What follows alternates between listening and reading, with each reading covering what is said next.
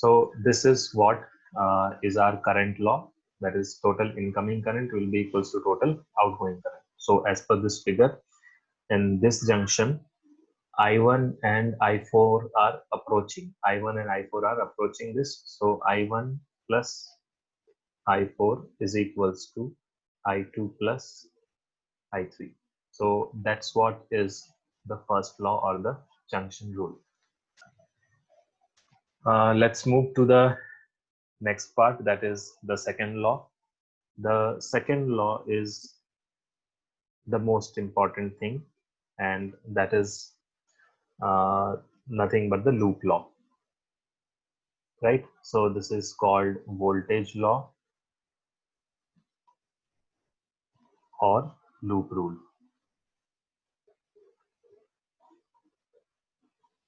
So loop, as I said, loop is nothing but a closed circuit, right? So a closed path is called loop. So suppose we have a closed path like this.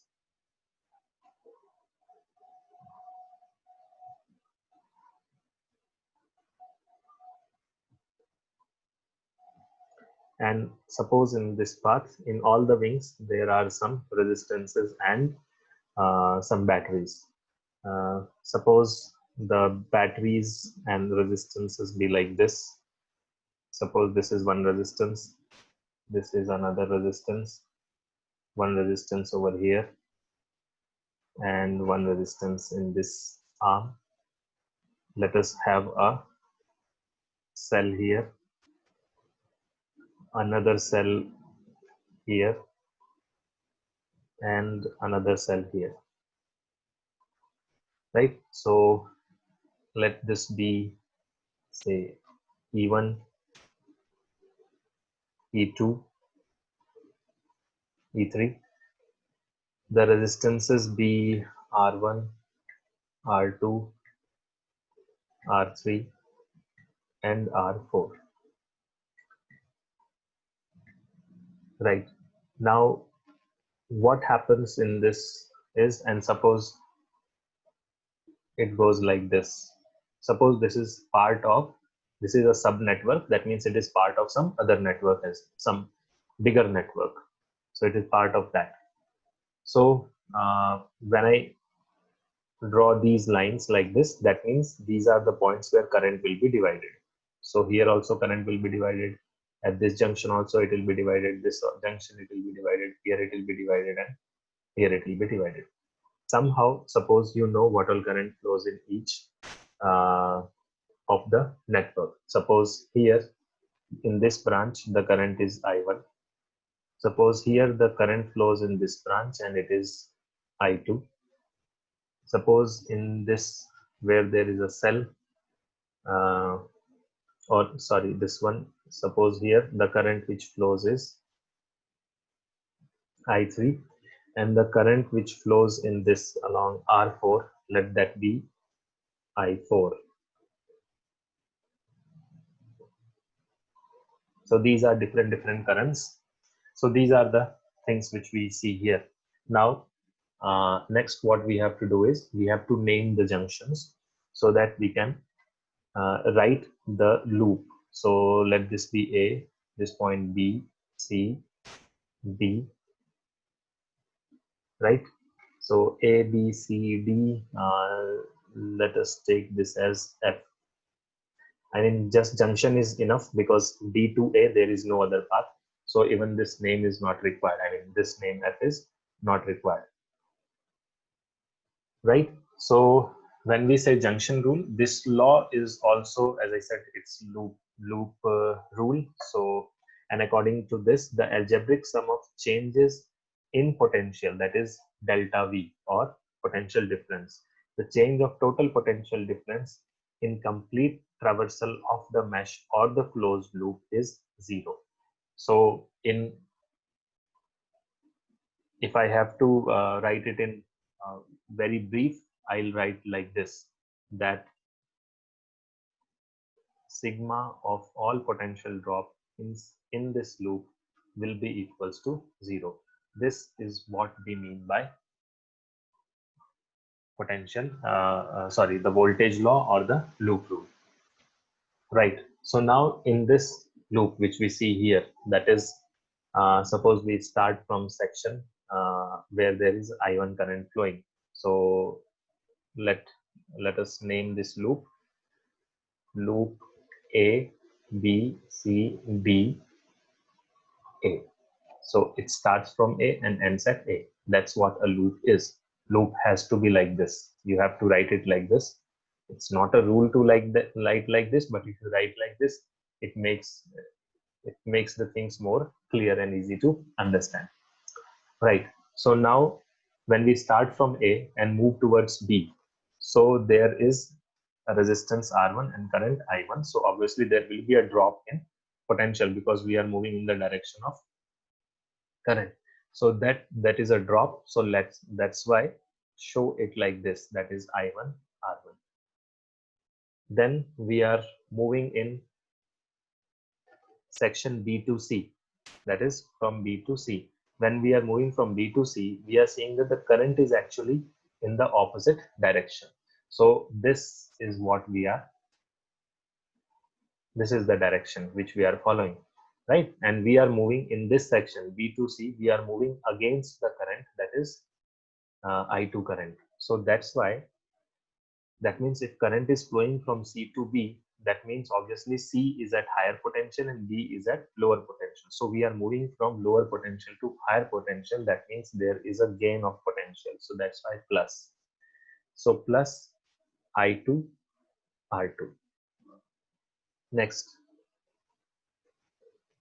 as we can see here, when we'll be moving in this direction, right? Again, we are moving from higher potential to lower potential. So when we'll cross this, right, C is at higher potential than D. Why? Because it is the positive terminal of the battery, and this is the negative terminal. So positive terminal is at higher potential. So C is at higher potential, D is at lower potential. So we are moving from higher to lower potential. That's why it will be a drop.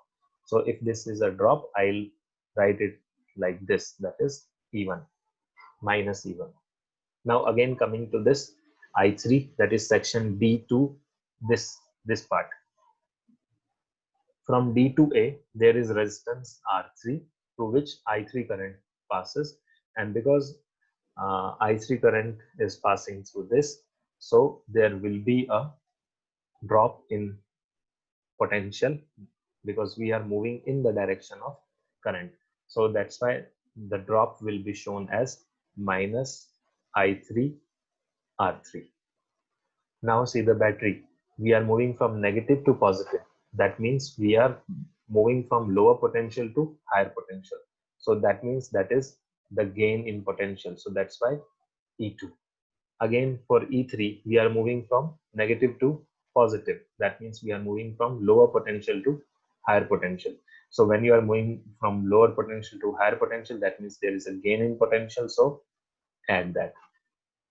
Now again I4 current, and we are moving in the direction of I4 current through the R4. So there will be a drop. So this will be I4 R4.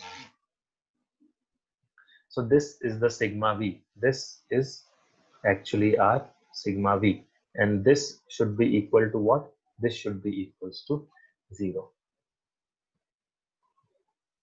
So this is how voltage law works, and this is how we derive an equation from by applying the voltage law, right? So this is voltage law, and what it is based on, this is actually based on conservation of energy, and the rule which we saw earlier, that is actually based on conservation of charge.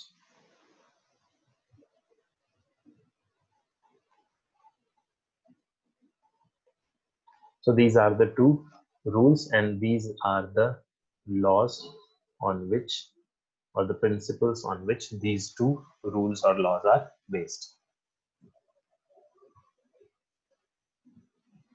right? So based on this, we can see that we'll have if there is a problem which we have to solve, we'll solve it accordingly, and we just have to apply these two rules, get some equations. There will be some unknowns in those questions, and we will use these equations to solve those. We'll solve these equations to get to know or find out the values of such unknowns, right? So that is how we are going to apply Kirchhoff's rule, right? And the Kirchhoff's rule will also be used to find the equivalent resistance. We will see that as well, that how we can find equivalent resistance using Kirchhoff's rule. So equivalent resistance we have already seen. I mean, wherever applicable, we'll apply the Wheatstone bridge. Wherever it is simple circuits, then we'll go through the serial and parallel combination formulas. And if it is an infinite circuit, in that also we have seen how to solve such problems. Okay, so that was the Kirchhoff's rule. Now, before doing some problems, let's discuss one more concept, that is some measuring instruments, right? And we should have idea about some measuring instruments. So what all measuring instruments are there? We'll see that now.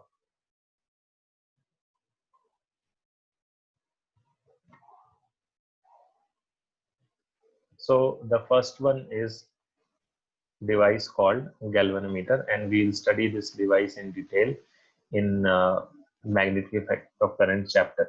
So galvanometer is a device to just detect the current. It only detects the presence of current, whether it is there or not. And how will we show this? We will show it like this, right? So that is galvanometer. We'll study galvanometer in detail later. Next is ammeter. Now, ammeter is a device which measures the current. It obviously, if it measures means it will also detect the current. So it measures the current, right? And this is how we show it. That is ammeter. Next one is voltmeter. This is a device which measures the potential, right? And this will be represented like this. Now, in ammeter and voltmeter, there is one difference. Ammeter actually measures what? Current. That means how much charge has flown through a portion of a circuit or a network in the given time. That's what ammeter does. That's how the current will be measured,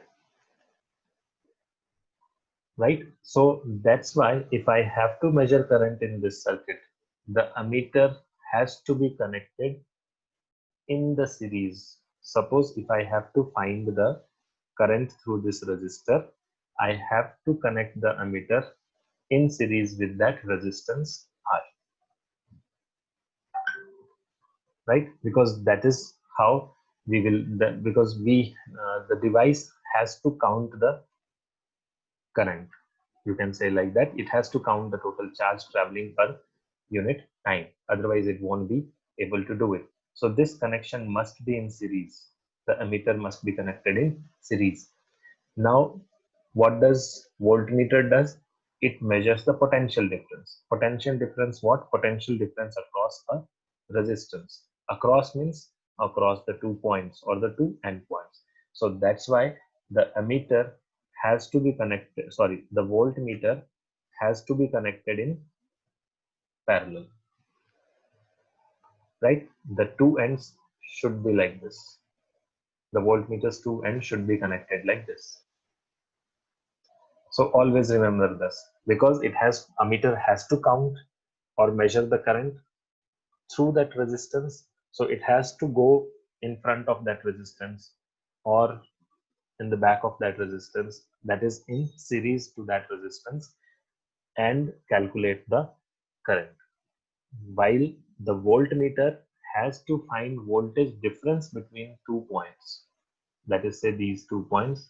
It has to find VAB, that is VA minus VB. So that's why it must be connected to both the points A and B. So voltmeter will be always in parallel to the resistance and ammeter will be always in series with the resistance, right? So that is about voltmeter and ammeter. Next, we have already seen Wheatstone bridge and we have also seen balanced Wheatstone bridge. Now, balanced Wheatstone bridge already we have discussed, but let's just write it down here. That is balanced Wheatstone bridge. So this is a circuit like this. It is not a device for the time being because we have not used it as a device. We have just seen it as a different type of circuit. A type of circuit where these arms, right?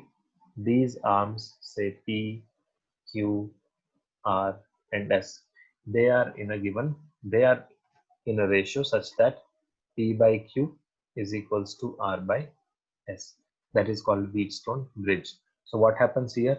Now, if I connect this with a galvanometer,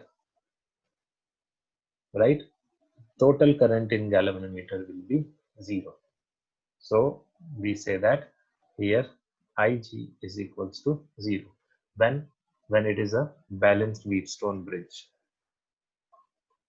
and that's why we get this relation as well. Now the application of this Wheatstone bridge. So let's see the first application of Wheatstone bridge,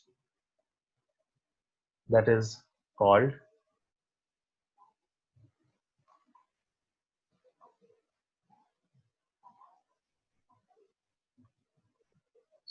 in this first application is actually called meter bridge. So what happens, or what exactly is this meter bridge? This meter bridge is basically a 1 meter length of wire.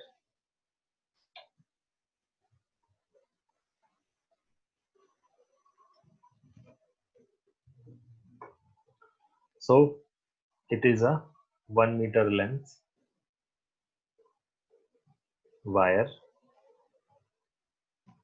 like this. Okay. Now there are some metal plates.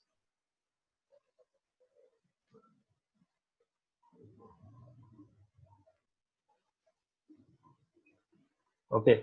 These metal plates are like this.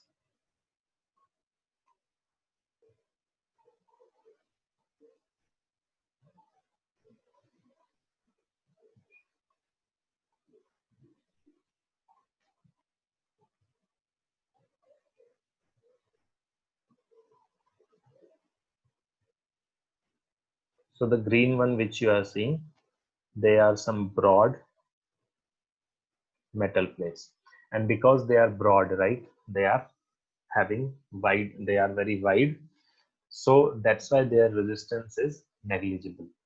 They have very negligible resistance, right? Okay, now what else? We have this sections made here of metal and there are some gaps there. So what we do is that in those gaps we connect few devices. The one of such devices is called a resistance box. So this is a resistance box which is used to vary the resistance. So there will be some, there is a way here in this resistance box through which I can take out some keys from it and I can change its resistance, right? And there is this, suppose an unknown resistance S. We don't know the resistance of this resistor, unknown resistance S, right? This length, total length, is actually the total length, the blue line, which is actually a 1 meter long copper wire or some wire that has that's length of that segment is actually 1 meter, right?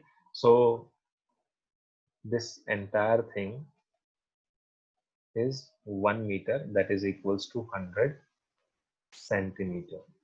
Now what's next? This end and this end will be connected by a cell, and there is a key or switch here. This is to represent the switch. This is the cell. Okay. What next? These two, there is again a connectivity here, and we get a wire from this. The wire is connected to the galvanometer, right? And another end is connected via this key type of thing. This is something which can slide on this. So this thing which you see there, this arrow mark, that is actually called a jockey, right? So this is called jockey. So it is able to slide, right? Okay. Now when it slides, what we have to do is we have to fix this resistance, and we have to get some value for that resistance. Suppose the value which we get is R, right? Okay. And then we slide this jockey. This jockey is free to slide on this 1 meter wire. And when we slide this, what happens is there will be a point where this galvanometer will be showing zero deflection. That is called the balancing point or the balance position, right? Okay, now let's give some points, these junctions, some name. Let this be A. This is anyways R. This balancing point, let that be B, and let this be C, right? Now if you see this carefully, this is similar to this Wheatstone bridge, correct? What is here? What all things are here? Here there is a resistance box, right? Suppose this is point A. So there is a resistance box attached here. After resistance box, this is your this point, and then here this is the unknown resistance S.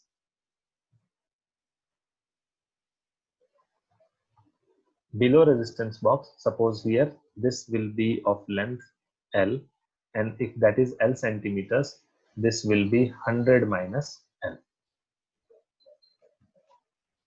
right? So in any ways, this entire wire AC will have some resistance.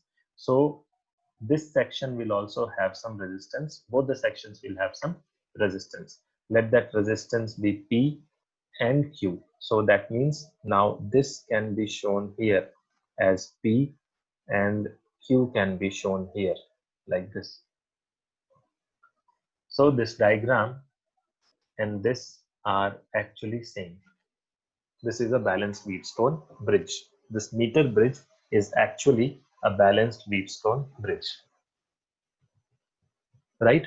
And we have these 2 points connected together, this, and we know that in this section there is a galvanometer, and that galvanometer is showing zero deflection. So when that is showing zero deflection, that means what? This resistance R by S is equals to P by Q. So R by S is equals to P by Q. So what is our purpose? Use of this meter bridge is to find this unknown resistance S. Find the value of this unknown resistance S, which we don't know right now. So how can we use this? From this expression, S will be equals to R into Q divided by P. Now R we can note down from our observation. Q and P are the two resistances, right? Now suppose the wire resistivity is equals to rho. Then the resistance R will be what? Rho into L over A. So that means the resistance P is equals to rho into L over A, while Q is rho into 100 minus L over A. And now we just have to substitute here. That means this S is equals to R, which is our resistance box, into Q. Q is rho into 100 minus L divided by A, right? And this whole divided by P. P is rho into L divided by A, and this to be multiplied by R. So this is our value of S. This S is equals to this. Now here this A and this A gets cancelled, rho and rho gets cancelled. So ultimately we get this expression, that is S is equals to 100 minus L divided by L into R. Now this is what is called the formula or the final result of meter bridge. So what do we see from here? We don't need to find out the resistance of the wire in order to find the unknown resistance S. We need to find out R. We need to keep R constant, and for that, for one value of R, you change the you see what is the, or you observe what is the value for L, that is your balancing length or balancing position, and that way you will get 100 minus L. So only thing is this mapping has to be clear, that P represents L. This P represents L.